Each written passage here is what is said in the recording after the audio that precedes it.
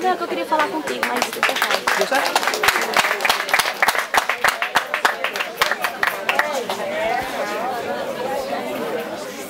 Olha o bloco aqui. Então a gente vai continuar nos deliciando com esses nossos patriarcas de testemunho do amor de Deus alargado.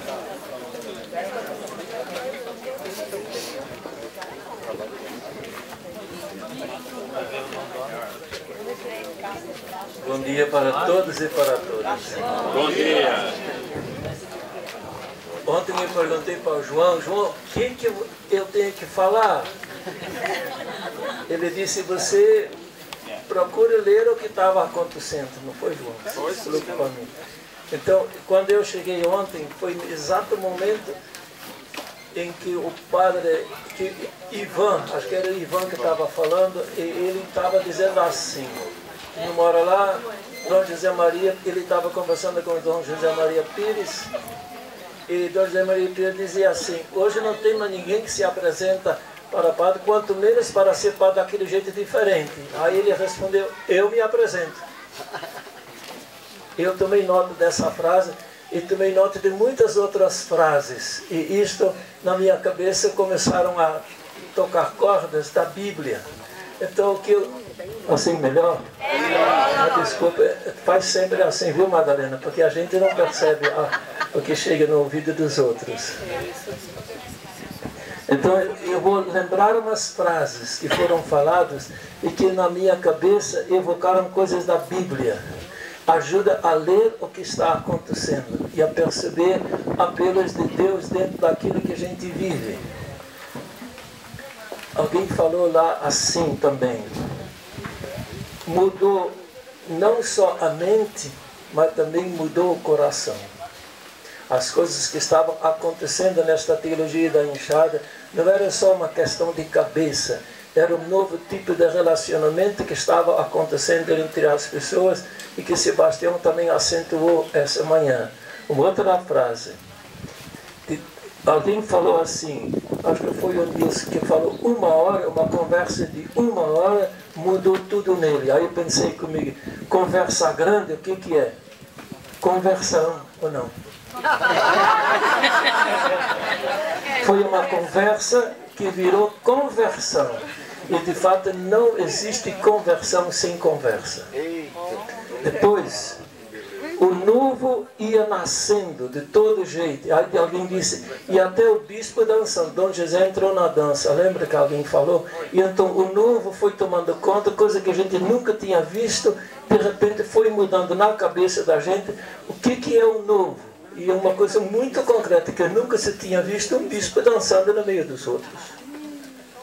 Depois, era também época da repressão, de muita luta e de ameaça de morte. E a gente tinha que se defender.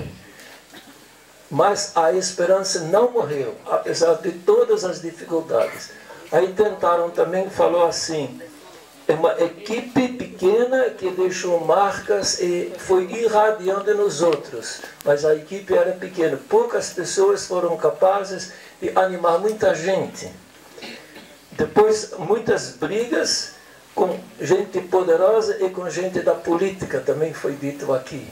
E disseram, tentaram ser, acho que foi até o Nonato que falou, na política, e o candidato dele foi o rabozinho. Não ganharam nada na política, não foi? Nas eleições, foi você que falou. Perdeu de norte a sul. Assim, então, esses que nunca conseguiram posição de destaque, nunca conseguiram na oficialidade uma posição de sempre ficaram bem baixo, mas irradiando. Depois, a teologia da enxada é uma nova leitura, não é só discutir a enxada, é uma nova leitura da realidade a partir de um outro ponto de vista. E depois fizeram um bocado de coisas que foram fazendo. Uma nova maneira de celebrar Natal, catequese, um calendário dos mártires vocês fizeram, depois romarias, depois curso da árvore, um projeto de formação, E nasceu esta escola de missionário. Enquanto eu fui ouvindo tudo isso, sabe o que na minha cabeça foi, que vai talvez ajudar a entender isso tudo? A época do cativeiro, lá do Antigo Testamento. E foi um grupo no cativeiro, a maior parte do povo de Deus naquela época, dizia assim, furou tudo. Acabou, porque o templo que eles tinham, o rei, a posse da terra da Palestina, tudo isto acabou. Eram os 3 sacramentos deles. Aqui Deus está. E o rei foi morto. O templo foi totalmente destruído.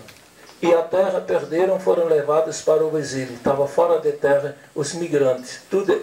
E então, muita gente dizia assim, acabou. O que a gente esperava, acabou. Melhor saltar fora do barco antes que afunde. E muita gente saiu fora. E seguiu, achava que o Deus de Bush, o Deus de Nabucodonosor, fosse mais forte. São os enganos da língua. Que o Deus do sistema fosse mais forte que o Deus dos pequenos. E teve um grupo pequeno, que é a teimosia da fé dos pequenos, que disseram, não, ele continua conosco. Como é que você sabe? A gente não sabe, mas sabe. Está aqui conosco. E prova, nós somos a prova. Não tem prova. E eles continuaram, e eram tudo migrante. É gente nordestina que está em Brasília e está no Brasil inteiro. Trabalha de sol a sol. Não tem dia de feriado. E tem que sair de casa hoje às 4h30 da manhã para chegar no serviço às 7h. Trabalha a semana inteira e chega em casa de noite e não pode às vezes nem ver os filhos. Naquele tempo a mesma coisa. O único lugar onde eles ainda podiam conversar um com o outro é em casa. Com o marido, com os filhos. A pequena família, onde, como hoje também. Eu uma vez estive em Brotas de Macoubas, no interior da Bahia, e alguém disse assim, de todas as pessoas que nasceram aqui em Brotas de Macoubas, mais da metade vivem em São Paulo. E quando alguém de Brotas quer sair de Brotas, ele dá um telefonema para alguém lá de São Paulo, diz, tem uma cama aí para eu ficar lá 1 semana, 2 semanas, depois eu me arrumo. E aí tem, assim vai. Então, nesses pequenos espaços de família, de conhecidos, de amigos, é lá que eles têm um espaço de liberdade. E é nesse pequeno espaço, lá no cativeiro, que eles reencontram, experimentam de maneira nova o Deus de sempre, Javé. E então, esta experiência é tão grande para eles, que não servem mais os nomes antigos. O Deus do rei, Deus do templo, não. Eles vão criando nomes novos, e isto vocês encontram nos livros de Isaías, de 40 até 66. Esse era do Isaías com Z, viu? O pastor Isaías está aí, é o Isaías que a gente chama às vezes o segundo Isaías, tanto faz. A gente não sabe nem o nome dessas pessoas, é tudo gente anônima, só Deus conhece o nome. Mas estas pessoas, lá no cativeiro, homens e mulheres, rapazes e moças, casados e solteiros, eles é que, pela teimosia da fé que tinham, nasceu uma nova experiência de Deus e deram um nome novo a Deus.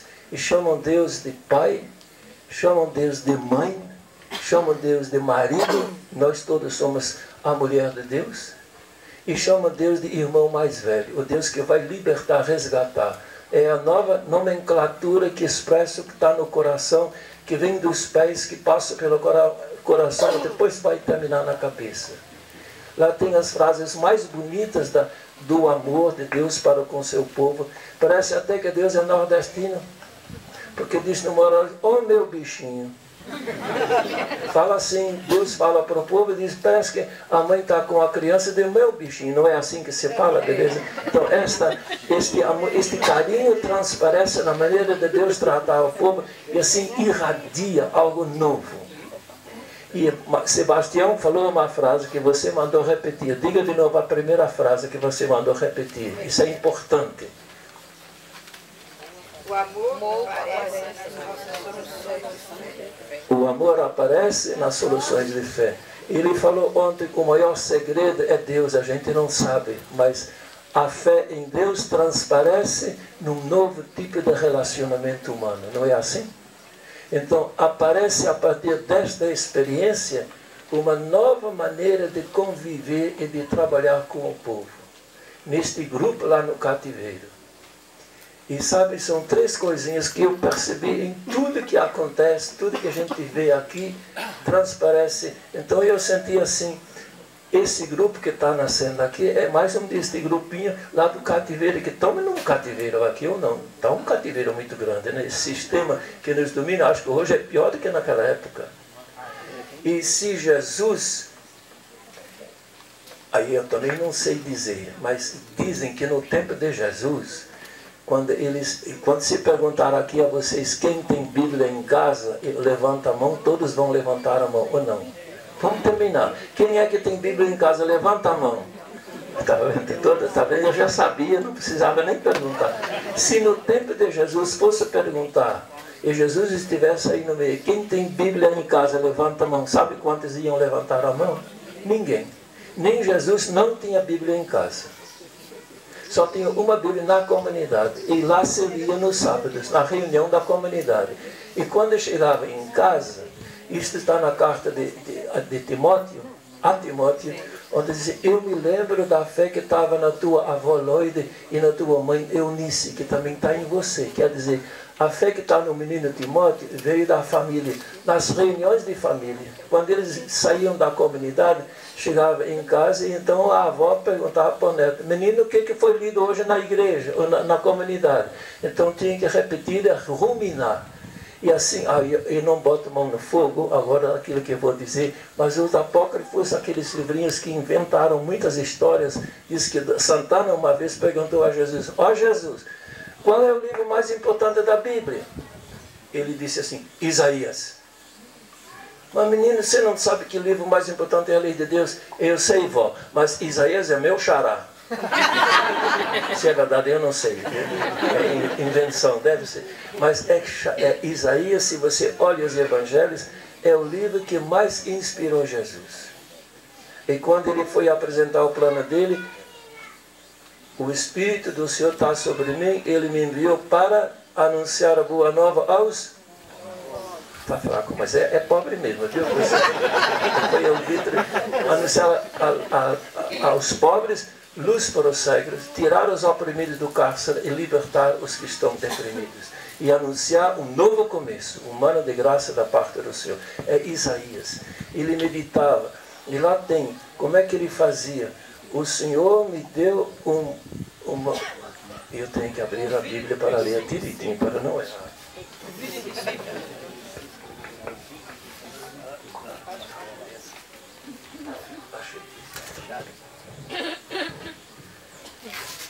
Dizem que Jesus tinha um papelzinho no bolso, quando ele não sabia o que fazer, ele tirava o papelzinho, dava uma olhada e...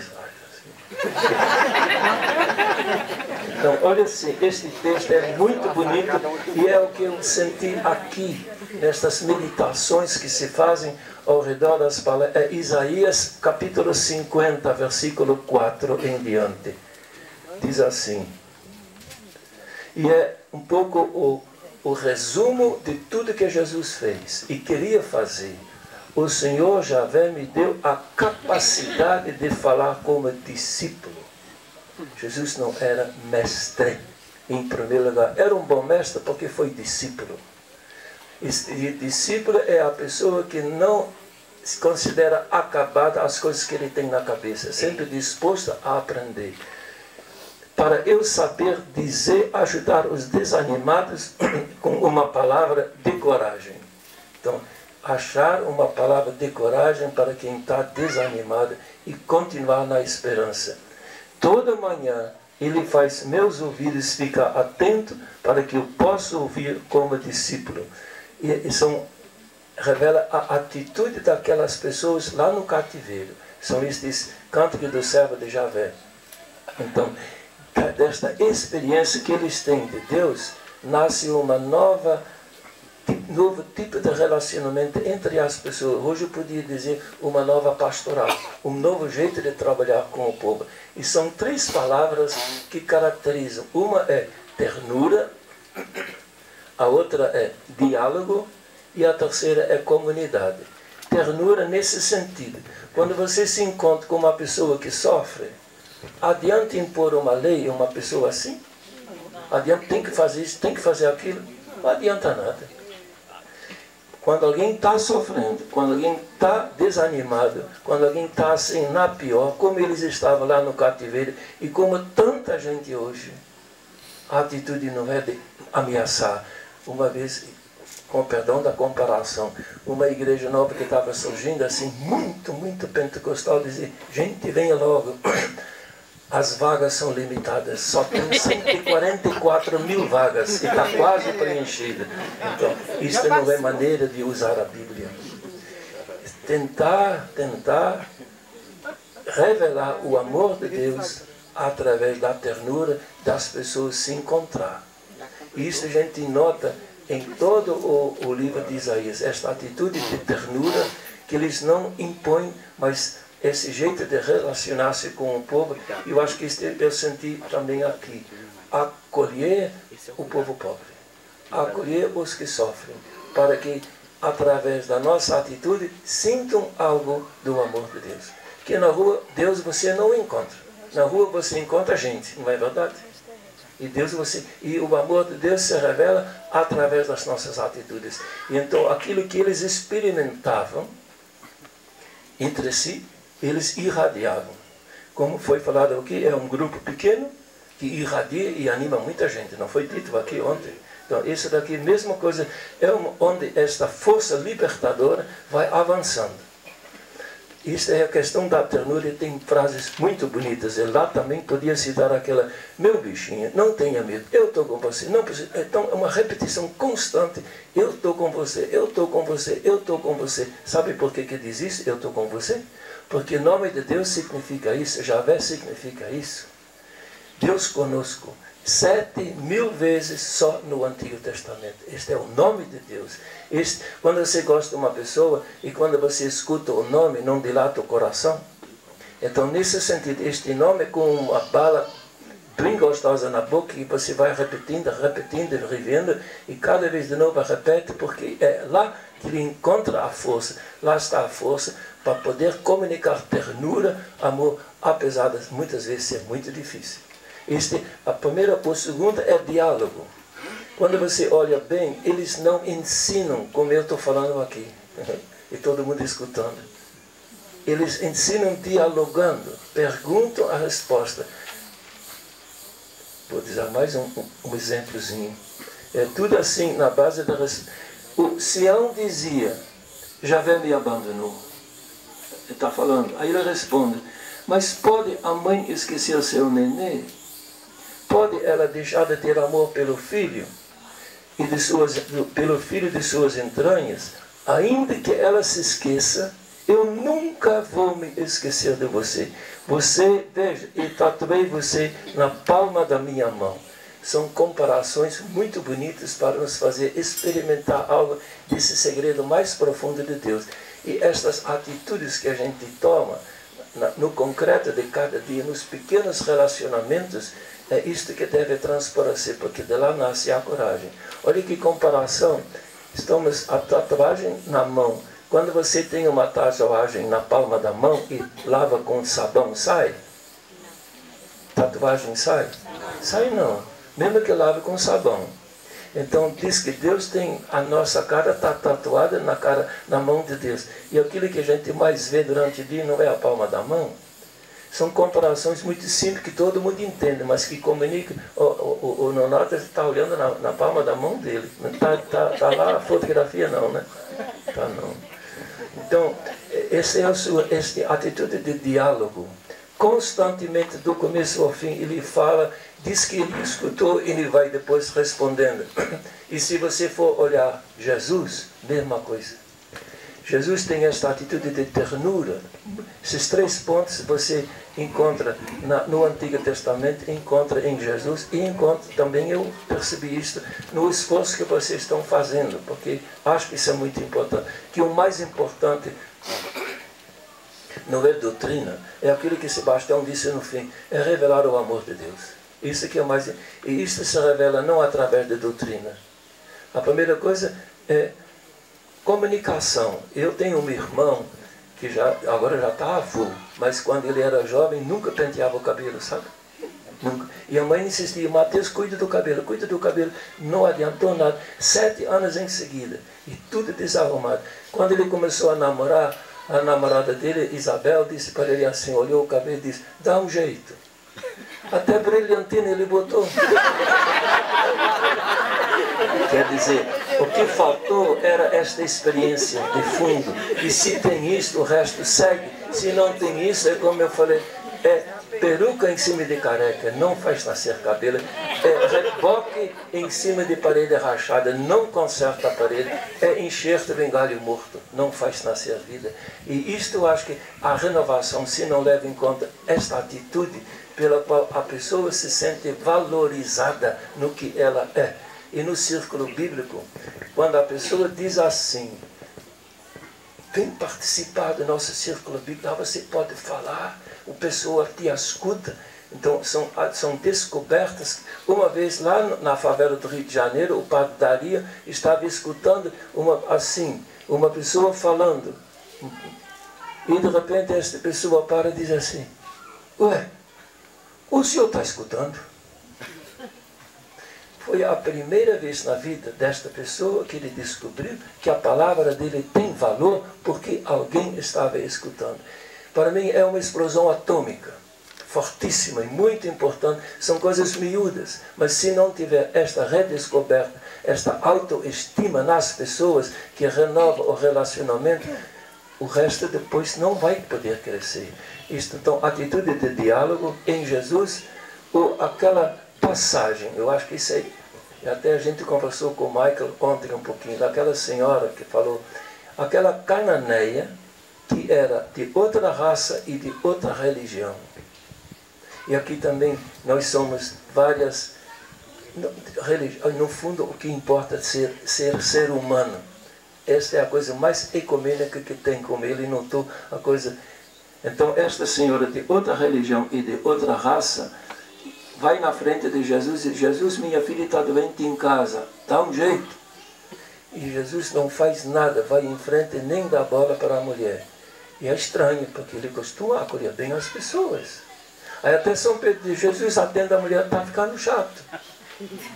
E Jesus diz: eu não fui enviado a não ser para as ovelhas perdidas de Israel. Significa, o Pai não quer. Eu não posso atender. Minha missão está limitada. Sinto muito para a mulher, também para você, viu, Pedro? Mas eu vou ser fiel ao Pai. Mas isto não é argumento para a mãe que tem a menina doente em casa. E ela se mete na frente de Jesus: dá um jeito, Jesus, cura minha filha. E ele pega aquele provérbio e diz assim: não convém pegar o pão dos filhos e dar para os cachorrinhos. Ainda bem que falou cachorrinho, né? Dá para os cachorrinhos. Não, senhor. Também os cachorrinhos comem das migalhas que caem da mesa dos filhos. Sabe o que a mulher no fundo está dizendo? Se eu sou cachorrinho, eu tenho direito de cachorrinho. E as migalhas são minhas. Ele tem 12 cestos de migalha, não foi? Que pouco antes tinha a multiplicação dos pães. Sobrou 12 cestos. É para mim, viu, Jesus? O que Jesus falou? Oh, mulher, vai, tua filha está boa. Aí eu pergunto a vocês. Jesus diz: eu não posso, o Pai não quer. E 2 minutos depois diz: vai, tua filha está boa. Jesus desobedeceu ao Pai? Não. Todo mundo faz assim. Mas deu por quê? Ou desobedeceu ou não? Eu sim. Obedeceu. Jesus tinha celular para saber: Pai, posso? Tinha não. Como é que Jesus descobriu? Jesus diz: como todos nós descobrem a vontade do Pai na reação das pessoas, dos pobres. E então, é pena que a Bíblia não trouxe o nome daquela senhora. Sabe por quê? A gente escrevia uma carta coletiva para ela, para dizer muito obrigado, que graças ao amor da mãe pelo filho, Jesus aprendeu neste diálogo com a mulher. Jesus descobriu: o Pai quer que eu atenda a todos. E todos nós que estamos aqui somos pagãos batizados, graças ao esforço daquela mãe. Então, essa atitude de diálogo, Jesus com a samaritana, Jesus tantas atitudes de diálogo que a gente vê em Jesus, vai aprendendo das pessoas. E o terceiro ponto, então, é ternura, atitude de diálogo, quer dizer de discípulo, de ir aprendendo. Como este processo que ele colocou do DEPA, praticamente foi isso, aprender juntos na produção do conhecimento, e não um só que ensina e bota do outro lá embaixo como gente que não, é quase ignorante. E o terceiro é a comunidade. Jesus chama a gente e, para seguir, eles vão seguindo. Seguir o mestre significava olhar para ele e reproduzir na própria vida a vida do mestre. O mestre, Jesus não é professor, Jesus é mestre. Os discípulos não são alunos, são discípulos. Relacionamento professor-aluno é um, mestre-discípulo é outro, né? E então eles vão vivendo, e o mais importante nasce uma comunidade pequena de homens e mulheres entre Jesus, de homens e mulheres que vêm desde a Galileia até Jerusalém. E nesta convivência, não é em primeiro lugar o ensino, é na convivência, a própria comunidade é uma expressão da nova experiência de Deus, que assim se comunica. Quem participa aqui, muita coisa você vai recebendo que não vem pela cabeça, vem pelo coração, vem pelo sorriso, vem por tudo que a gente faz e vive e comunica e dá risada nesse conjunto todo. Assim também, esta convivência dos discípulos com Jesus, eles vão tomando atitudes que não teriam tomado se não fizesse parte do grupo de Jesus. Por exemplo, eles entram com Jesus na casa de um pecador. Se não fosse com Jesus, nunca teriam tido a coragem de fazer. Vão comer e ver que Jesus não lavou a mão. A gente também não lava. E não lava. Depois, Jesus não insiste no jejum. Transgride o sábado. Deixa eles, então, tomam atitudes. Jesus é liberto e libertador. E isto se irradia. E eles conseguem tomar atitudes libertadoras a partir desta convivência, e é assim a fé em Deus se comunica como é que era a frase? Nas respostas que vai dar. Então, a nova maneira de experimentar Deus se revela nas atitudes novas que se vão tomando. E foi isso um pouco que eu senti aqui nestes dias, e também o Sebastião lembrou muita coisa desde o comecinho, né? Do CEBI e dos cursos feitos, e também eu lembrei, eu tenho a sorte de ter um confrade meu que chama Domingos Fragoso, irmão do Dom Fragoso.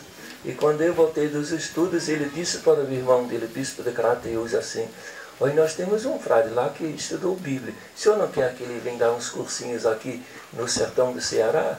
Aí ele disse assim: "Se ele quiser vir para ensinar, pode ficar por lá. Agora, se ele quiser vir para aprender, pode vir." Aí eu fui. Isso foi muito importante, essa resposta do Fragoso. E também no ano seguinte pediram para pregar um retiro para o pessoal. E eu pensei, retiro, não conhecia bem o pessoal. Eu preparei um texto, A Roça de Deus, 200 páginas escritas à mão. E quando eu cheguei lá em Crateús, disseram: "Ah, não, essas coisas a gente não quer, não. A gente quer outra coisa." Quer dizer, eu preparei um chapéu e não olhei a cabeça. Então, no retiro fizemos um outro chapéu. E a outra, mesma coisa. Então, esta aprendizagem junto. Quando começou o CEBI, o pastor Jeter, naquelas primeiras reuniões, disse assim: "Vocês têm que fazer cursos de Bíblia. Um em nível nacional que chama-se eu não lembro mais os nomes, mas de um mês, de 4 semanas. Aí disseram: "Você tem que orientar." Então eu pensei, 4 semanas, é 4 vezes 7 dias, né? 28.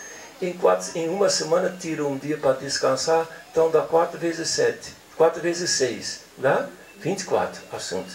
Eu preparei 24 assuntos, um para cada dia. E éramos 20 pessoas para começar. E quando viram aquela preparação, todos disseram: "Não, a gente não quer isso, a gente quer discutir nossos problemas." E então modificou por completo, e isso tornou-se, junto com as experiências lá do DEPA, um pouco o método do CEBI, ver quais são os problemas e como é que a gente, com a Bíblia, pode iluminar para ir descobrir os passos mais seguintes. Então, para terminar, ele terminou assim, para pontos de esperança. Eu também pensei, também tem que achar eu achei o seguinte: vocês sabem qual é a última frase do Antigo Testamento? Pois eu vou ler, vocês vão gostar. E com esta frase entramos no Novo Testamento. Vejam, eu vou mandar para vocês o profeta Elias antes que venha o grandioso e terrível dia de Javé. Ele vai fazer com que o coração dos pais volte para os filhos e o coração dos filhos para os pais. E assim, quando ele vier, não preciso condenar o mundo à destruição total. Reconduzir o coração dos pais para os filhos e dos filhos para os pais. É Malaquias, o capítulo 3, o último versículo do Antigo Testamento. A esperança, o desejo grande é refazer o relacionamento humano na base. Para que lá na base nasce uma nova maneira de conviver. Não mais de dominação, mas de pai para o filho, de filho para o pai. Quando fala pai para e filho, não é só a pequena família, é a pequena família e é a comunidade. E lá se nasce um mundo novo, num novo tipo de relacionamento humano. E que depois se irradia e vai tentando refazer o mundo. E se isto puder acontecer, porque o império grande se destrói por suas próprias contradições. Esta é a destruição. E para evitar esta destruição, tem que ser renovada por baixo. E cobra, quando muda de pele, a pele nova já está por baixo, não é verdade? Então nós estamos nesse império grande. Nós temos que preparar a nova pele. Quando desintegrar esse mundo pelas suas contradições, nós temos que ter uma pequena alternativa e um novo tipo de relacionamento humano, de irmão e irmã, onde todos procuram o bem e a justiça e a convivência. Então isso, eu acho que aqui tem um grupo que tenta, ou não, que tenta fazer isso. Eu acho que isso é um dos pontos, e isso tem que ser articulado, tem que ser animado, e tem que crer nisso.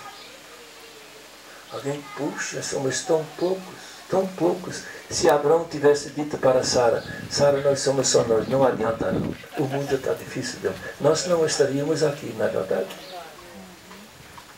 E então era isso que estava para ele.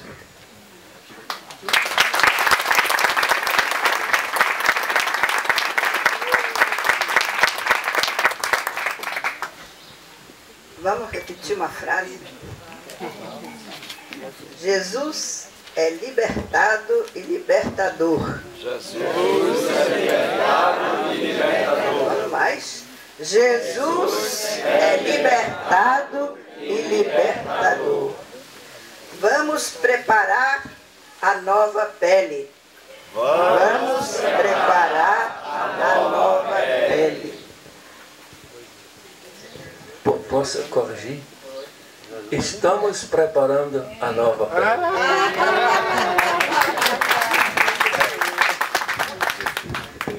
Então agora nós vamos para uma terceira fala.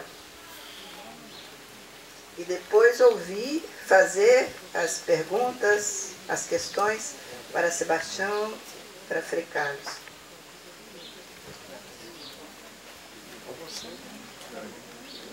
Então, José? Ou depois? É melhor. Bom, então a mim cabe também fazer uma leitura que era para ser de tarde, viu? Eu vou... Fica aí. Bom, a minha leitura é uma leitura de dois aspectos. Porque eu estava dentro e também estive um bocado fora. Fora quer dizer distante fisicamente, mas não fora. Como é que eu vejo essa caminhada de 40 anos? eu era, no começo, uma das únicas mulheres num grupo de homens. Num grupo de homens fortes, vocês conhecem todos, fortes, e que tinham já uma experiência de vida e tinham um jeito de querer e de organizar. E também de uma tradição de educação cristã, doméstica. E eu vinha de outro meio. Então, dentro desse primeiro aspecto, né, como é que numa equipe de homens entra, ou pode entrar, ou teima entrar, ou insiste questionar, ou sei lá, ou perfumar, ou não sei, uma visão ou uma reação feminina. Foi difícil, viu? Mas eu tenho a impressão que a questão do método, por ser fiel à intenção de escuta, de partir do meio do povo, isso tinha uma brecha. E as pessoas que estavam implicadas nessa caminhada estavam sendo ao mesmo tempo tocadas pelas pessoas das comunidades, homens, mulheres, crianças, velhos. E, então, essa sensibilidade, quer dizer, eu saí de um seminário masculino, de um mundo masculino, de um mundo pensado para o mando masculino, onde a mulher muitas vezes aparecia como tentação, possibilidade de tentação, distração, não estava incluída. Em geral, no programa dos seminários, uma mulher não estava incluída na feitura, né? No começo. Então foi um pouco assim. Agora, por experiência, eu sei que o aprendizado, como o Frei Carlos está dizendo, a questão do discipulado, o aprendizado, e também o aprendizado do respeito às diferenças de gênero, de percepção, de sensibilidade, elas também vieram vindo no aprendizado do diálogo, da convivência. Muitas mulheres do povo, teimosas, fortes, nos ajudaram a confeccionar, a tecer todo esse movimento. Então, hoje aqui é a prova disso. Quer dizer, hoje, graças a Deus, essas mulheres conseguiram também estar carregando as bandeiras dessa caminhada. A bandeira, a caçarola, né? A enxada, o caçoar, enfim. Quer dizer, o povo de Deus, essa teologia da enxada, ela hoje tem uma fisionomia de homens e de mulheres, de crianças, de pessoas já vividas, já experientes, que caminham buscando um mundo melhor e ultrapassando problemas, barreiras. E para mim também, um outro ponto de leitura, por causa da minha formação, né? Eu sou psicóloga de formação, a observação das questões do humano nesse nosso dia a dia e na construção dessa história também foram interessantes, porque também aí tinha uma diferença grande de formação. Também aí as questões que eram dogmáticas da Igreja Católica, da tradição dos seminários, da tradição de formação, também aí nós tivemos que nos adaptar. Também aí tivemos que aprender, tivemos que conviver. E isso tudo aflorou coisas, realidades, sentimentos que nós não estávamos acostumadas a lidar com ele também. Tanto é assim que depois de um tempo, o Centro de Formação Missionária, que havia sido destinado para a formação de missionários celibatários, com o correr do tempo e a entrada, a irrupção do feminino no nosso meio, teve que mudar de direção. Então, e nós não tínhamos muita experiência disso e tivemos que ir aprendendo, e isso nos incomodou muito, porque não sabíamos. Não sabíamos como fazer. E também não sabíamos muito bem lidar com os nossos próprios sentimentos, porque quando a gente entra no convento e entra no seminário, muitas coisas são tabu. Não se fala, atualmente é diferente, né? Mas houve um tempo que não se falava, porque com Deus você ia resolver as suas coisas. E se você tivesse fé, você perseverava. Perseverava em quê? Então, a concepção de igreja, a concepção de mundo, a concepção... O que é ser igreja? O que é estar no mundo? O que é ser missionário? O que é ser consagrado? Tudo isso também foi sendo mudado pela experiência. Pela experiência e não pela infidelidade. Foi a experiência de vivência missionária e de sermos companheiros de Jesus no seu caminhar, que foi permitindo que a gente fosse sendo mudados e mudadas, fôssemos aprendendo. E a provocação de todas as pessoas das comunidades onde nós estávamos inseridas, das nossas experiências, foram nos ensinando, foram alargando, foram nos transformando, nos mudando. Nós estamos, 40 anos, numa encruzilhada mesmo. Ainda não sabemos bem conviver com determinadas questões. Mas não somos...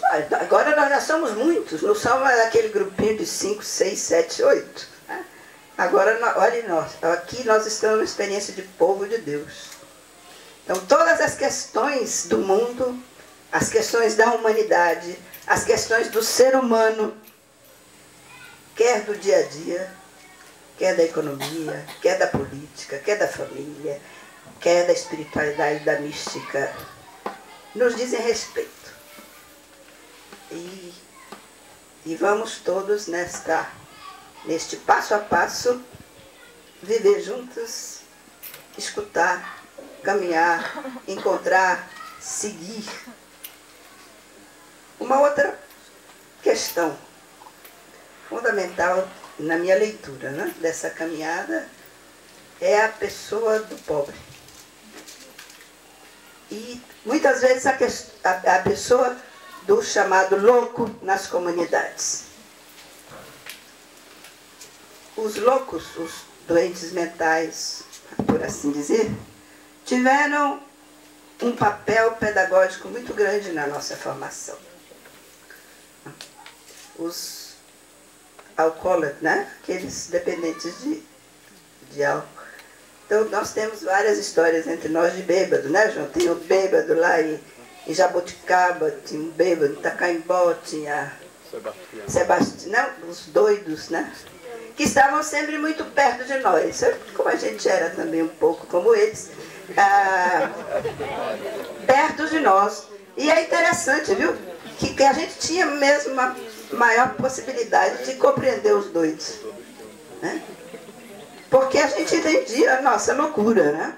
Quer dizer, o que o louco representa numa sociedade? Aquele que está fora das estruturas, aquele que não está dentro. E nós éramos um pouco, nessas comunidades, os loucos. Então, e o que os loucos nos ensinaram?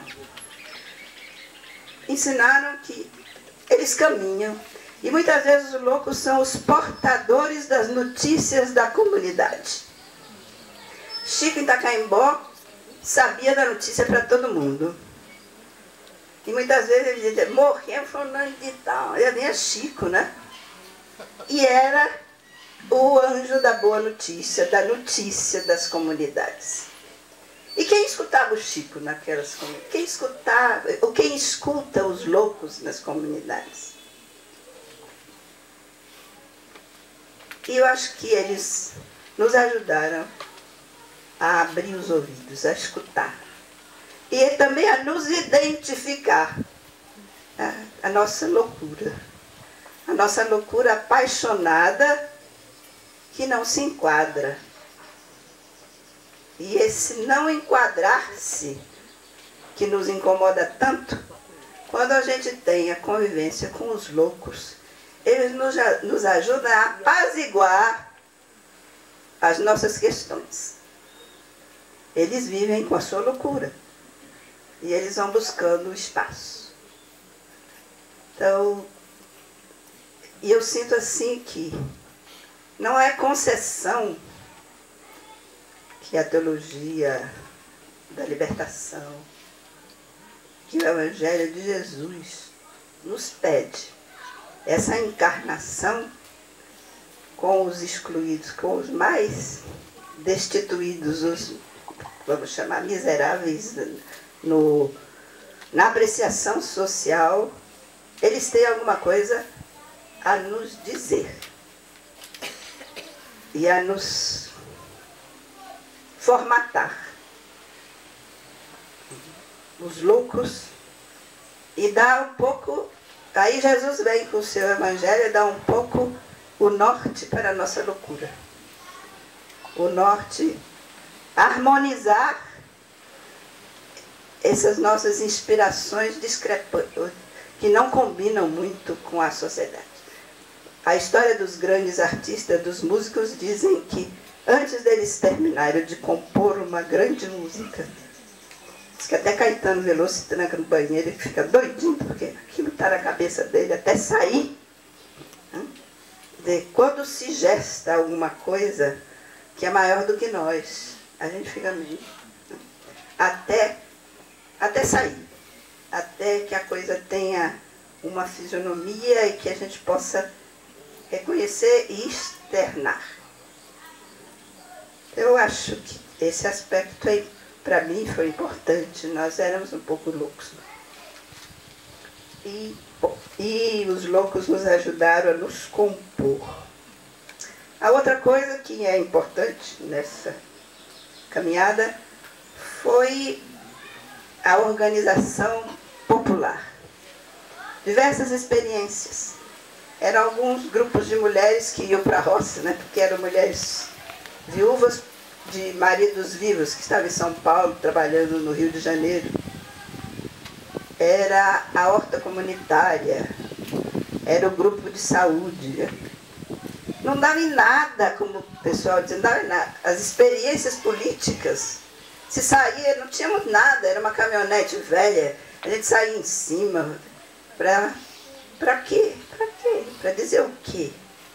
Mas nós estávamos todos e todas imbuídos dessa esperança.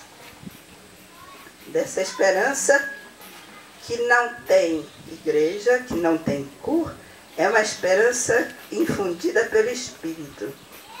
Então, para mim, o que é comum, o que é a base, o que é o fundamental, o que fica, e se eu posso assim dizer, nas perspectivas, né? E o que, para mim, deve continuar, é essa mística. Essa mística de que o amor de Deus, a ternura de Deus, o diálogo de Deus, as soluções futuras, elas passam por esse nascer. Nascer e nascer cada dia, nascer a partir da visão, da admiração, da contemplação, do desenho, do mapa, das situações, das pessoas, que a história, que Deus, que a providência nos coloca. Então, o ser pobre, o estar com o pobre, o excluído, não é para nós somente missão, é princípio. É princípio. É como existe o livro do John Sobrino, Princípio e Misericórdia. Para nós a questão do pobre é princípio. É princípio de vida, é sopro de Deus, é apelo de caminhada. Eu paro aqui.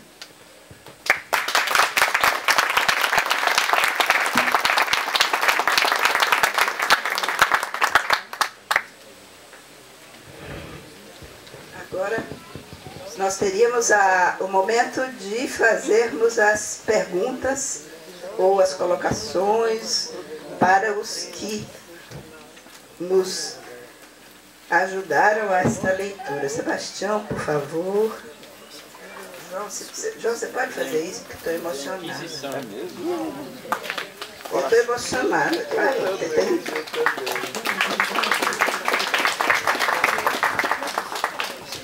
Meu coração por tigela. Debaixo de uma panela. Meu coração. Pô, uma mesa tão ilustre dessa, né? Quem fica emocionado sou eu, né?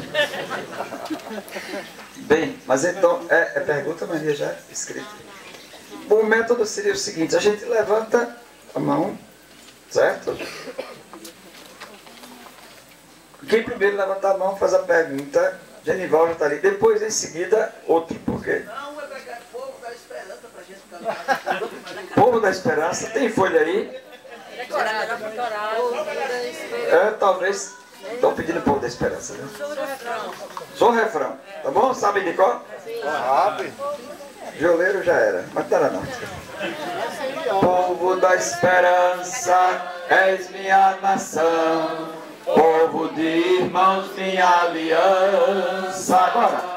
Povo da esperança, és minha nação, povo de irmãos, minha aliança.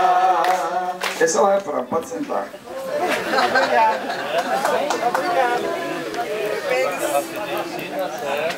Bom, então, quem quer a primeira pergunta? Eu quero. O Luzival.